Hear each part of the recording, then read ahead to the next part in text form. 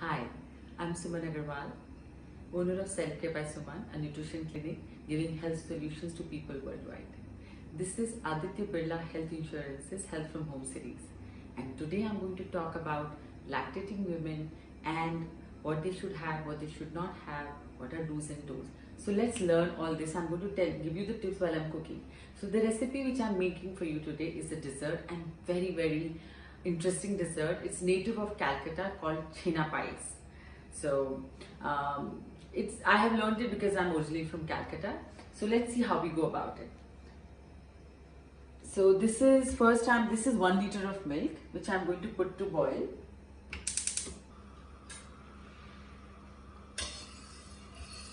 So we'll boil this 1 liter of milk and reduce it to less than half, so around 400 ml. It's going to take a long time. So while this is being done, I'm going to take another liter of milk and put it to boil. Now this, I'm going to turn it into paneer or chhena.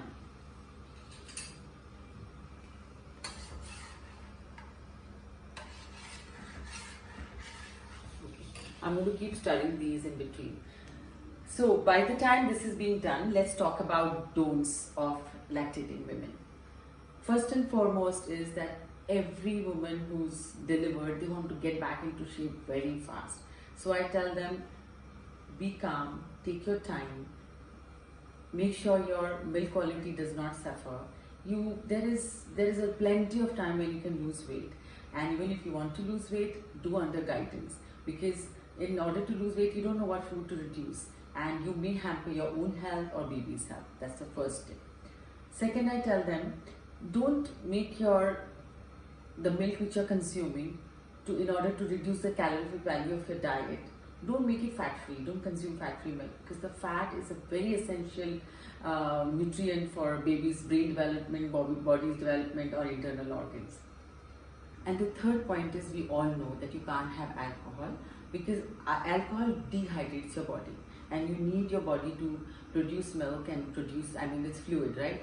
And the fourth point is that don't do strenuous and vigorous exercise, because what will happen is, when you do such kind of activity, the protein from your diet will go towards making the muscle rather than enhancing your milk quality. So that is another point. And the last point is, don't eat food which are difficult to digest, like fried food, because that will also make your baby colicky. Okay, now let's check on the milk. Let it still to boil.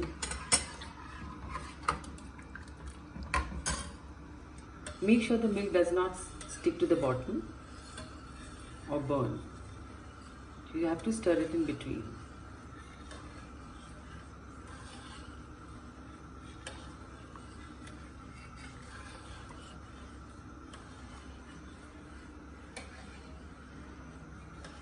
The milk which I am using is toned milk or full fat milk, because as I mentioned, that you need the fat for lactating women.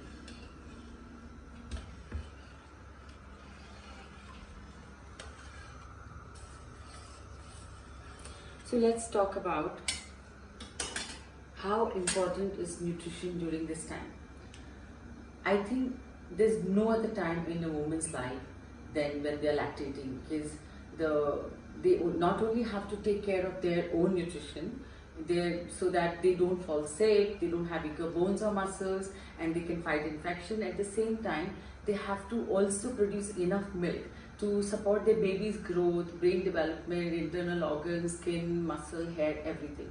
So you have to be extremely careful about what you're eating during this time. So the protein requirement goes up by 25 grams.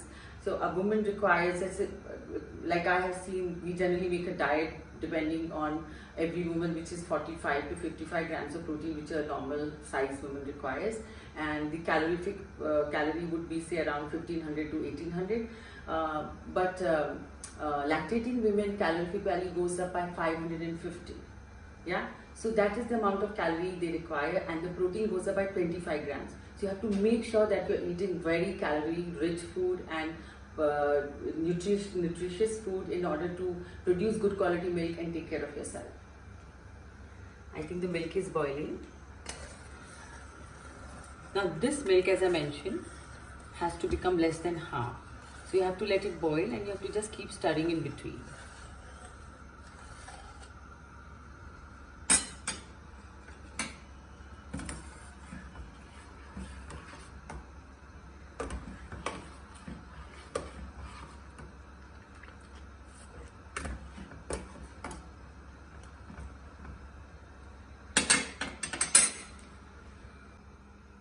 So not only protein which goes up, the requirement for protein goes up, but also vitamin A, vitamin C, vitamin D and calcium, which are very essential. You know, calcium is important for babies' bone development, to make sure that babies' bones are strong and dense. Then vitamin A for eyes and brain. Then we need good quality fat, which is DHA for again brain development. Then we need B12 for you know, the certain neurons, like, you know, the myelin sheath in the brain is made from B12 and fat. So to develop those myelin sheath in the brain. And by the way, baby's brain almost becomes double its size in 1 year's time. So you can imagine that how much nutrient it requires. Sorry now, and I'm going to take care of the milk because it is boiling. So this milk we are going to turn into chhena or paneer. So I'm going to switch off the gas and then add the lime juice so that the milk curdles.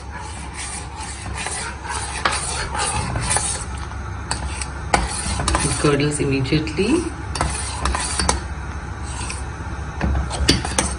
Now we're going to keep the paneer and throw away the whey.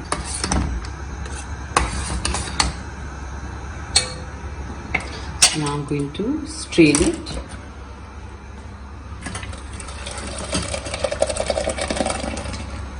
And it's very, very important to cool this and remove all the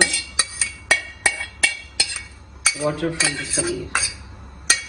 If you leave too much water in the paneer, it might curdle the other milk. So you need to remove all the water and cool this paneer.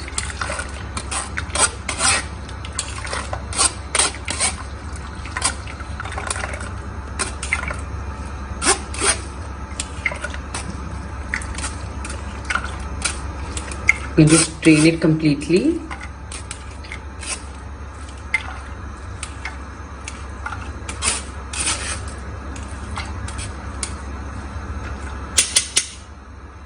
I'm going to put it in this bowl to cool.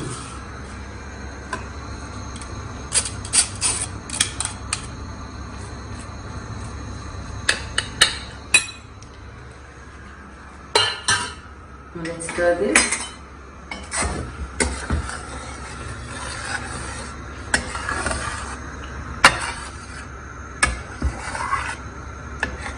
This is almost like when you make rabdi out of milk, but not that thick.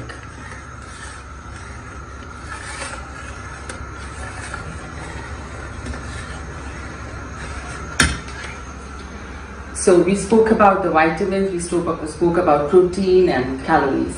So why milk is very important for pregnant women? So milk is not only rich in protein, it is also has a lot of calcium. And also the calcium which is there in the milk is of the highest absorbable form because of the presence of the fat. So that is why it is very important to have full fat milk. The calcium is absorbed very well by your body and it goes immediately into your gut. So this is what is very important. Generally what we advise to pregnant women is to take between, if they are vegetarian, to take between 700 to 900 ml of milk through the day. And if you are non-vegetarian, maybe if you are taking eggs for one meal, like for breakfast, you can bring your milk consumption down between to 500 to 700. But this much milk is required again because of the highly absorbable form of calcium. So milk is also rich in SFA, which is, again, as I mentioned, that the baby's milk, the formula milk which are made, or the mother's milk, is rich in, it's like 50% fat. So that is why it's important for mother's diet also to be rich in fat, so that it can go into the milk itself and nourish the baby very well. So So milk is not only a good source of calcium in highly absorbable form, it is, and also fat, which is also important for baby, but it is also rich in protein. 100 ml of milk has between 3 to 3.5 grams of protein. So a lot of your protein requirement can actually just come by consuming 800 ml of milk. How would you distribute your milk? What I tell my clients to, of course, either when they wake up in the morning, instead of having a cup of tea, have a cup of milk. Why? Because tea is a diuretic. I'm not saying pregnant lactating women cannot have tea. You can of course have 1 or 2 cups of tea in a day, but tea is a diuretic. As soon as you have a cup of tea, you tend to go to the to pass the urine. So in fact, it is dehydrating for your body. So every time you have a cup of tea, make sure you have a glass of water after half an hour. So, but you should wake up with a cup of, like, when you wake up, try to have a cup of milk, or you can have it with your breakfast. Then second can come for lunch, maybe in form of yogurt, because yogurt is also very good on the stomach. It's easy to digest, so you can take a cup of yogurt. Again, in the evening, what I tell lactating women to have milk along with dalia, which is excellent and increases your lactation, and very, very good for you. Dalia is what you call broken wheat or lapsi. Since I'm at it, I'll share one very interesting recipe which I always had when I was lactating 3 times, because I have 3 daughters. So the recipe goes is just like take 2 tablespoons of broken wheat or dalia or lapsi, it is called, roast it in a little bit of ghee, and then add hot milk, add some water to it, say maybe 200 ml of milk and 100 ml of water, and then let it boil and let the dalia get cooked, and then add sugar and add some almonds, and there you go. A very tasty and nutritious and healthy recipe for you.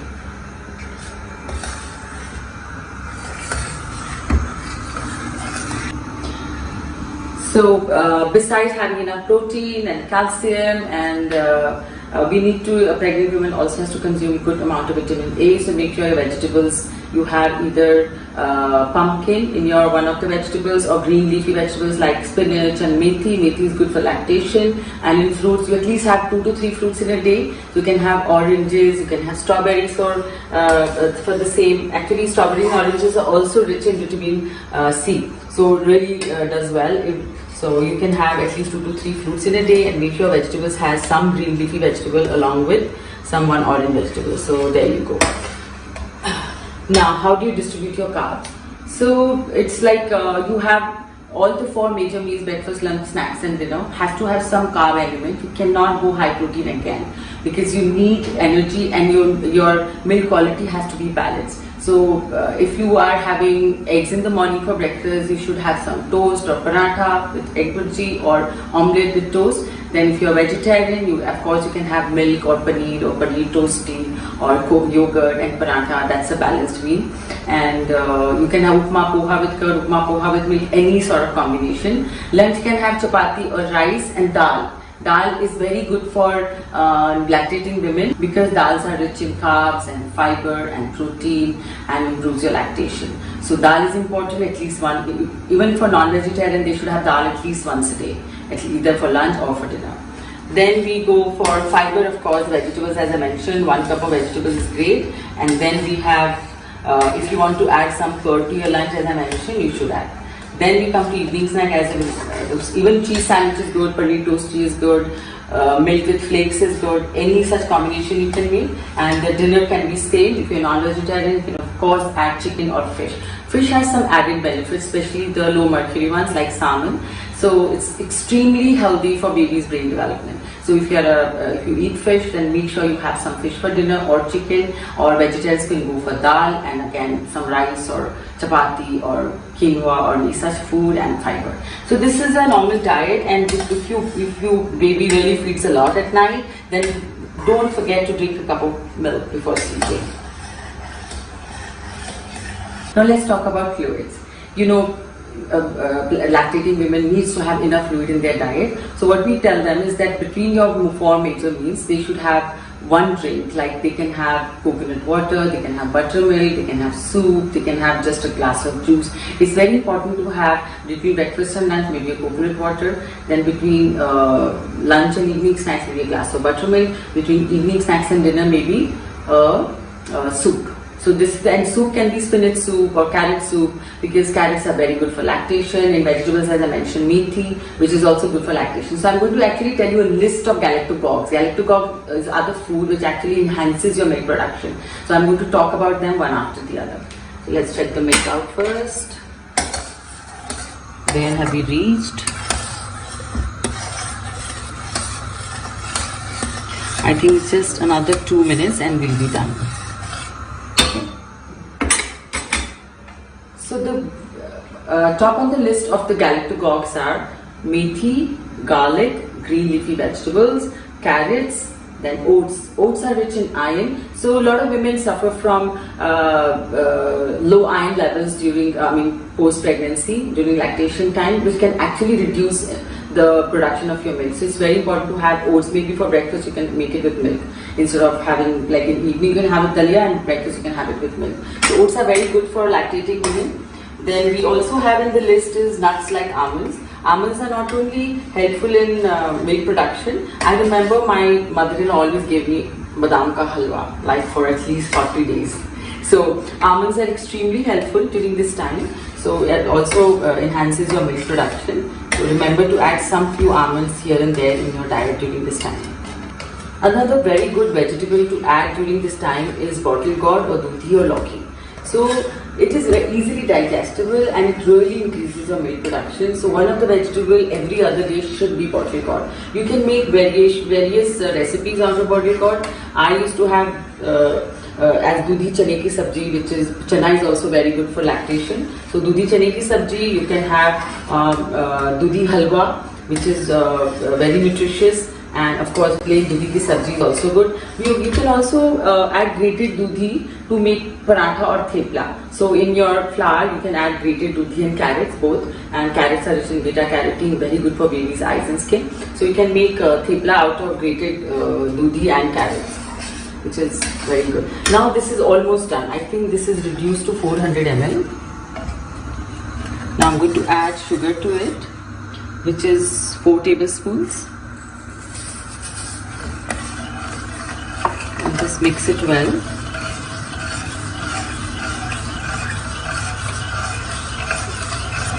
Sugar melts completely. I think sugar is totally melted. Now let's switch off the gas. Now this paneer which we are going to add to this, I think I have to add it with the hand, because I have to make sure that they are crumbled into small tiny bits before I add to this.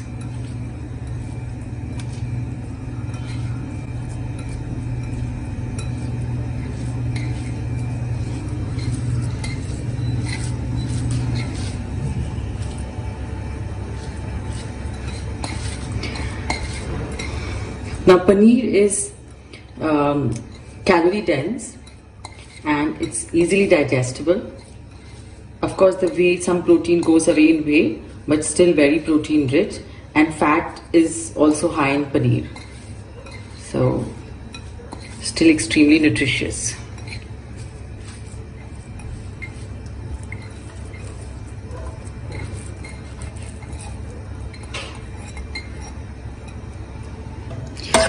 Now this has to cool completely before I add my favorite fruit, mangoes. These are 2 cups of mangoes. Now you know mangoes are rich in fiber, iron, vitamin A, and everything is very good for lactating women. So we are going to add this little later. So let this cool down first.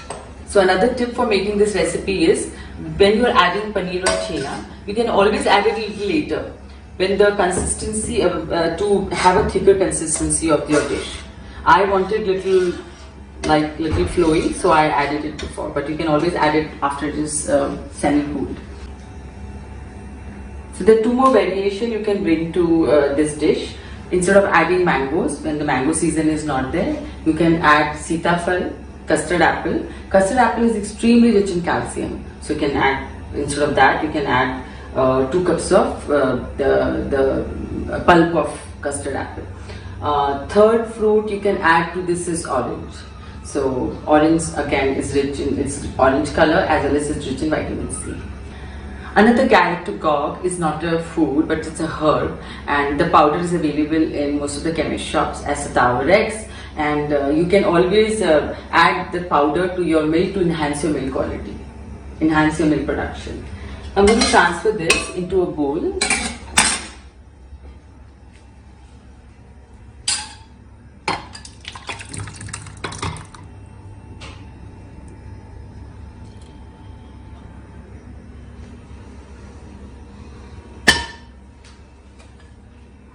I think another 3-4 minutes and it will be ready.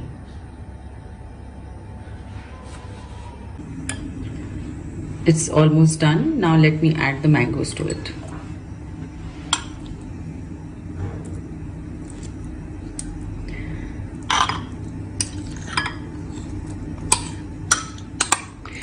Mangoes are my favorite fruits.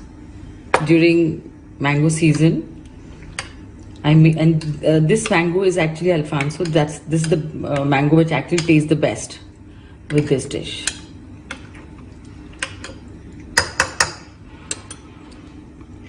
Okay, I'm ready to taste. Come. So let's talk about the tip of the day.